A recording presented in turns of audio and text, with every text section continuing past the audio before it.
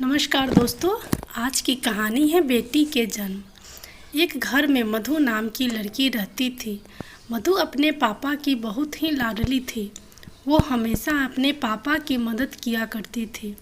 एक दिन उसके पापा उसे कुर्ते में बटन लगाने के लिए देते हैं और वह कुर्ते में बटन लगा के ले आती है तो उसके पापा उसे शाबाशी देते हैं और कहते हैं, अब तुझे सिलाई भी सीख लेनी चाहिए, क्या पता ससुराल में काम आ जाए।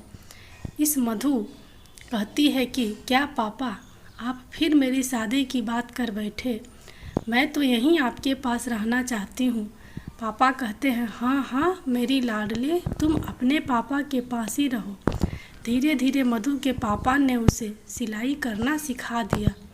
मधु को सिलाई करना बहुत ही पसंद था, तो अक्सर अपने पापा की दुकान में काम किया करती थी। एक दिन उसकी दुकान में रोहित नाम का लड़का आया और उसे मधु पसंद आ गई।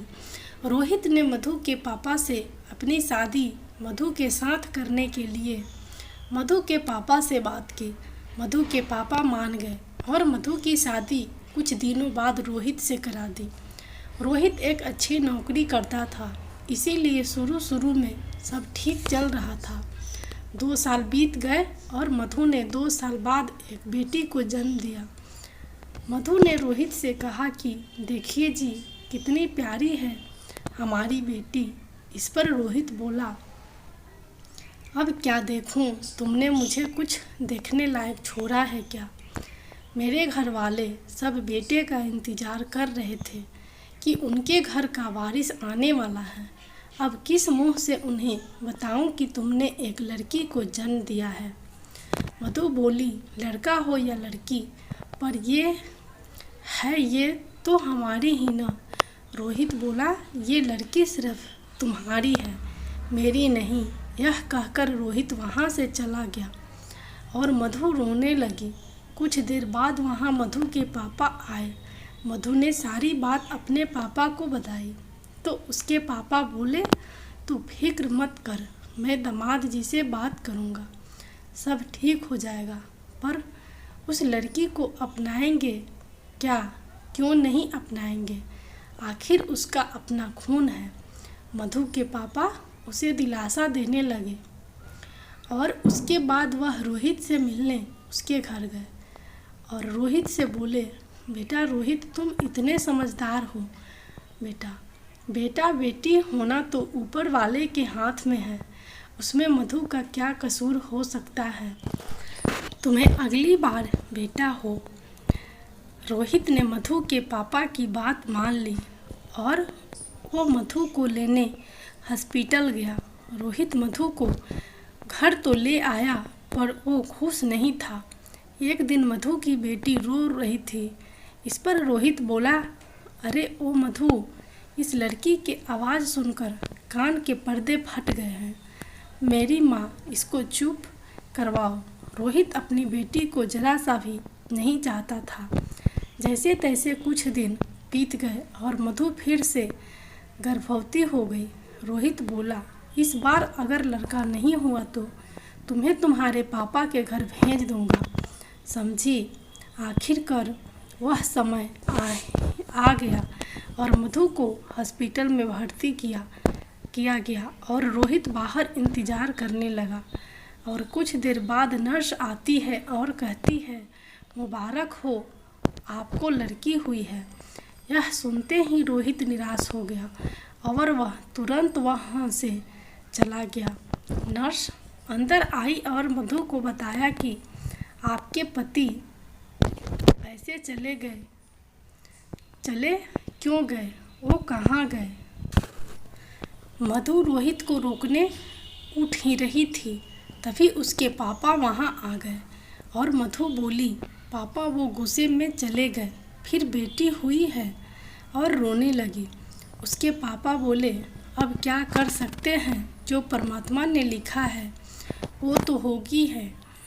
मधु अपने पापा के गले लगकर रोने लगी। मधु के पापा एक बार फिर रोहित से मिलने गए और रोहित बोला, इस बार मुझे कुछ सुनना नहीं है, आप चुपचाप अपनी बेटी और उसकी बेटियों को अपने साथ ले जाइए। मधु के पापा बोले, पर वो बच्चियाँ तुम्हारी भी है। रोहित बोला, उन लड़कियों से मेरा कोई वास्ता नहीं है। ये सुनकर मधु के पापा हताश होकर वहाँ से चले गए। वो मधु और उसकी दोनों बेटियों को अपने घर ले गए। मधु के पापा की उम्र हो गई थी, लेकिन फिर भी वो सिलाई का काम करते थे ताकि वो मधु और उनकी बेटियों को अच्छे से पाल सके। लेकिन 2 साल बाद मधु के पापा चल बसे। अब मधु के पास कोई सहारा नहीं था। मधु ने अपने आप को संभाला और खुद सिलाई का काम करने लगी। वो अपनी दोनों बेटियों को संभालती थी और सिलाई भी करती थी। देखते देखते उसकी दोनों बेटियां बड़ी हो गई और स्कूल जाने लगी। मधु की बड़ी बेटी नेहा स्पोर्ट में बहुत अच्छी थी। उसके टीचर मधु से बोले, मैं आपकी परिस्थिति जानता हूँ, पर आप नेहा को सपोर्ट करें। वो टैलेंटेड है, वो बहुत जल्द ही आपका नाम रोशन करेगी। मधु बोली, सर जितना मुझसे हो सकता है मैं करूँगी। मधु दुकान पर ओवर टाइम काम करने लगी ताकि वह माया को ज़रूरतमंद खाना और सपोर्ट की ज़रूरतमंद सामान दिलवा सके। नेहा भी जी जान लगाकर मेहनत कर रही थी। एक दिन दोनों माँ बेटियों की मेहनत रंग लाई और नेहा ने स्टेट लेवल में गोल्ड जीत हासिल की। नेहा ने अपनी माँ का नाम रोशन कर दिया। रोहित अखबार पढ़ रहा था, तब उसने अखबार में उनकी तस्वीर देखी। ये तस्वीर देखकर रोहित सोच में पड़ गया कि आज उसका भी नाम अखबार में होता यदि वह अपनी पत्नी और बेटियों को अकेला न छोड़ देता। उसकी इच्छा थी वापस जाकर अपनी पत्नी से गलती की माफ़ी मांगे, पर अब किस मुंह से जाए।